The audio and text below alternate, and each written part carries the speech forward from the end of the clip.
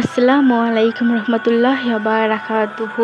সুপ্রিয় আলোকিত পথের দর্শক মণ্ডলী, আশা করি মহান আল্লাহ রব্বুল আলামিনের অশেষ মেহেরবানি ও দয়ায় আপনারা সবাই ভালো আছেন। প্রিয় দর্শক, মানুষের চাওয়া পাওয়ার শেষ নেই। জন্মের পর থেকে মৃত্যুর আগের শেষ দিন অবধি পুরো এই জীবনে প্রত্যেকটি মানুষের ব্যক্তিগত অসংখ্য চাহিদা সৃষ্টি হয়। এর জন্য মহান রব্বুল আলামিন বলেছেন, তোমাদের যা কিছু চাওয়ার আমার থেকে চাও, আমি তোমাদের ডাকে সাড়া দিব। আবার মহান আল্লাহ অতি লোভীদের জন্য নিজেই পবিত্র কোরআনে বলেছেন, আলহাকুমুত তাকাচ্চুর মাত্তা জুরতুমুল মাকাব্বি, অর্থাৎ তোমাদের এত বেশি বেশি চাওয়া তোমাদেরকে কবর পর্যন্ত নিয়ে যাবে। প্রিয় দর্শক, মানুষের এই বেশি বেশি আরও কিন্তু চাওয়ার কোনো শেষ নেই। আল্লাহ পাক নিজেই মানবজাতির এইগুলোর বর্ণনা করেন যে, আরও বাঁচবো, আরও টাকা চাই, আরও খাবো, আরও বেশি বেশি চাই। অতএব আপনার যদি একতলা বাড়ি থাকে, তখন আপনি 5তলা বাড়ি কবে করবেন এই চিন্তা করবেন। আপনার যদি 10তলা বাড়ি থাকে, তাহলে আপনার মাথায় ঘুরবে 20তলা কবে কমপ্লিট হবে। কিন্তু আপনার এই চাওয়ার শেষ কখনো হবে না। এই বিষয়ে নবী করিম সাল্লাল্লাহু আলাইহি সাল্লাম বলেছেন, পৃথিবীর সবচেয়ে গভীর গর্ত হচ্ছে আদম সন্তানের পেট। এই আদম সন্তানদেরকে যদি এক পৃথিবী পরিমাণ টাকা পয়সার স্বর্ণ মুদ্রা দেওয়ার পরও যদি বলা হয়, তুমি কি আরও কিছু চাও? তখন তিনি বলবে, হে রব, দেওয়ার মতো কি আরও কিছু আছে নাকি? মনে রেখো, মাটি দ্বারাই শুধু আদম সন্তান এর পেট পূর্ণ হবে। এটা সত্যি কথা। মানুষ কবরে যাওয়ার পর তার চাহিদা শেষ হয়। দুনিয়াতে যতদিন বেঁচে থাকবে ততদিন চাহিদার কোনো শেষ নেই। একমাত্র আল্লাহ তাআলা বান্দা ছাড়া আজীবন এভাবে মানুষের চাহিদা চলতে থাকবে। তবে কিছু মানুষ আছে, অতি প্রয়োজনীয় জিনিসটাই শুধুমাত্র মহান রব্বুল আলামিনের কাছে চায়। যেটা অত্যন্ত দরকারি ও জরুরি, সেটাই সে মহান আল্লাহর কাছে চায়। সে ভোগ বিলাসী হয়েও সে ভোগ বিলাসীর মতো হয়ে ওঠে না। প্রিয় দর্শক, মহান রব্বুল আলামিন আখিরাতে দুনিয়াবি যে কোনো ধরনের চাওয়ার জন্য তার মুখাপেক্ষী হওয়ার জন্য উপদেশ দিয়েছেন। রাসূল সাল্লাল্লাহু আলাইহি সাল্লাম বলেছেন, তোমরা একমাত্র আল্লাহ রব্বুল আলামিনের কাছেই চাও।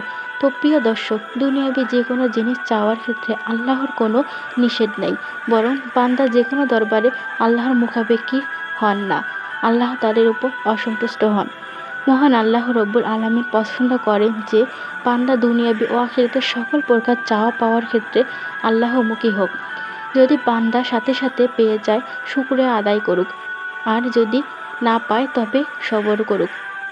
কারণ কোনো দোয়াই বিফলে যায় না, আল্লাহ সাথে সাথেই দিয়ে দেন।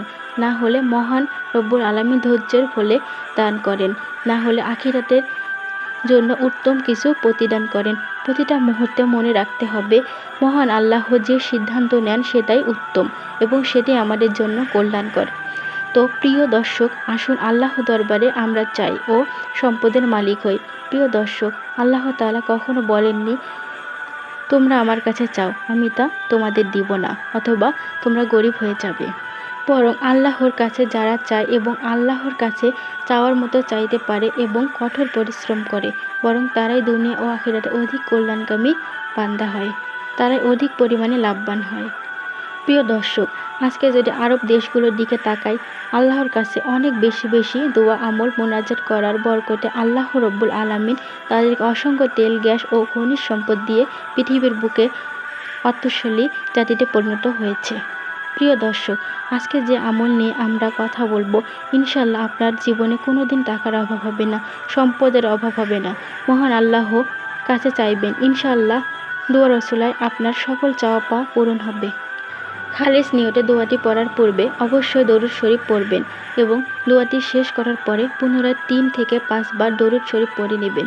প্রিয় দর্শক, দোয়াটি হচ্ছে, আল্লাহুম্মা ইন্নী আউযুবিকা মিনাল কুফরি ওয়াল ফাকরি ওয়া আউযুবিকা মিন আযাবিল কবরি লা ইলাহা ইল্লা আনতা সুবহানাল্লাহ। প্রিয় দর্শক, দোয়াটির অর্থ হলো, হে আল্লাহ, আমি আপনার কাছ থেকে কুফরের হাত থেকে আশ্রয় চাই, আপনার কাছে আমি অহংকার থেকে আশ্রয় চাই। মহান রব্বুল আলামিন, আমি কবরের আযাবের হাত থেকে আপনার কাছে আশ্রয় চাই। হে আল্লাহ, আপনি ব্যতীত আর কোনো ইলাহা নেই। প্রিয় দর্শক, এই ফজিলতপূর্ণ দোয়াটির অনেক গুণ রয়েছে।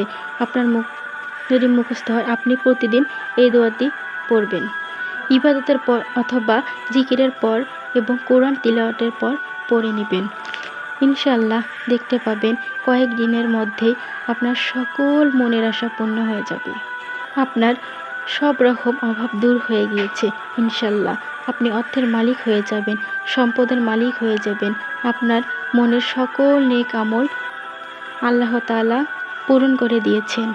জেনে রাখবেন একমাত্র মহান আল্লাহ, তিনি সকল কিছু পূরণ করার মালিক। প্রিয় দর্শক, আমরা আল্লাহর কাছে বেশি বেশি করে চাইব, তিনি আমাদের সকল হাজত পূরণ করে দিবেন ইনশাআল্লাহ।